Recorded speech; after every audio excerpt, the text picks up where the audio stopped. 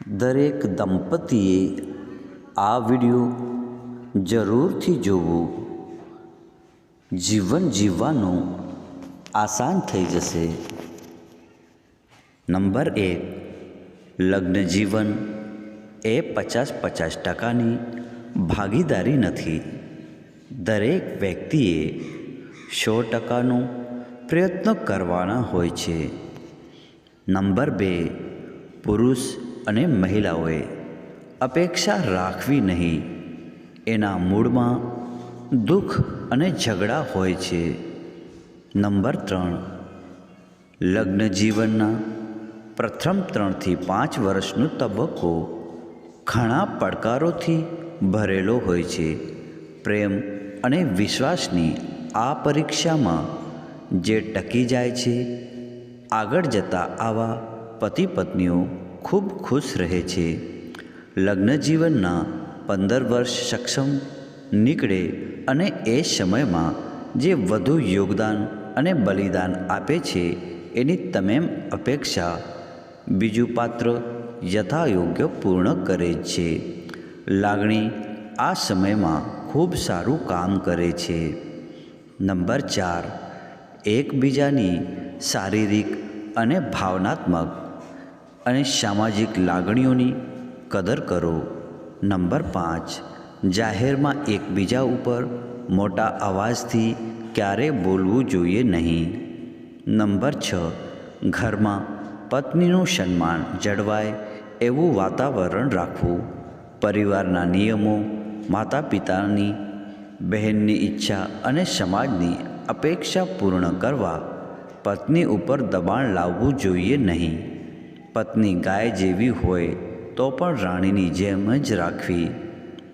Number 7, પત્ની દ્વારા કોઈ ભૂલ થાય અથવા એના સ્વભાવથી ઘરની શાંતિમાં ખલેલ પહોંચે તો બંધ રૂમમાં એની સાથે શાંતિથી પ્રેમથી ચર્ચા કરવી. એ ગમે તેટલા ઉશ્કેરે તો પણ પ્રેમથી જ અંતે પત્નીનો ગુસ્સો ફરિયાદ જતો રહેશે અને સમજશે.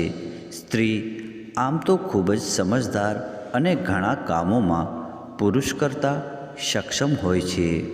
નંબર 8, મેરેજમાં આત્મસન્માન જરૂરી છે. એકલ દોકલ ઠીક છે, પરંતુ સતત ઘરેલું હિંસા, ભલે પછી એ માનસિક, શારીરિક અથવા આર્થિક હોય, પણ એને સહન કરવી એ અયોગ્ય છે.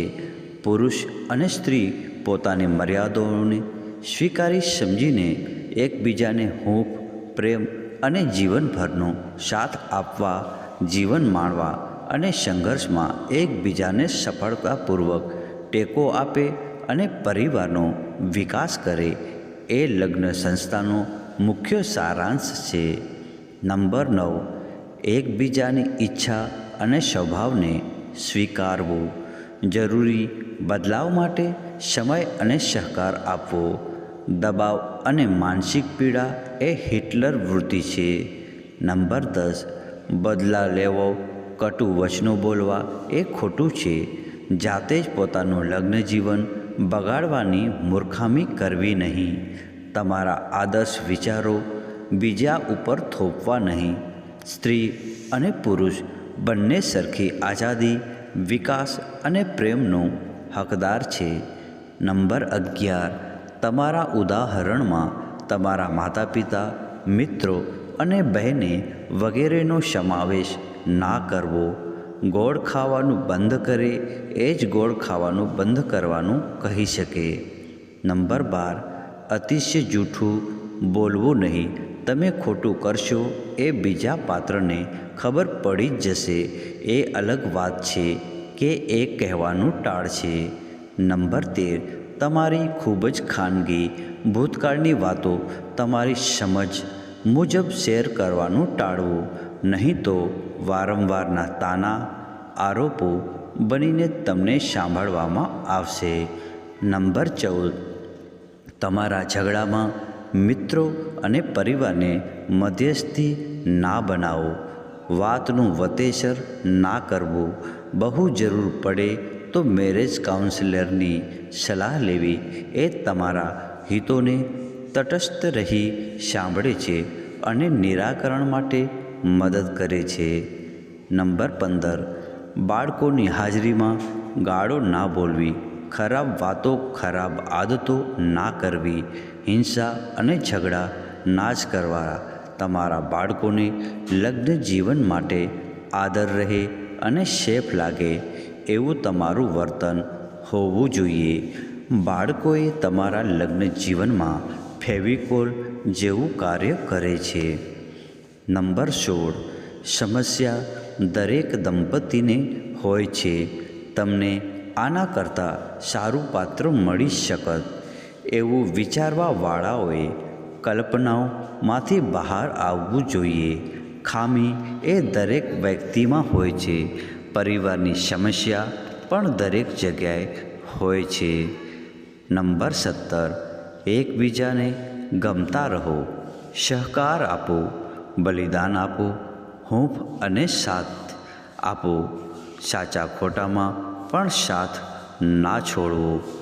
એકબીજાને સફળ કરવા, જીતવા માટે પ્રેરણા આપો.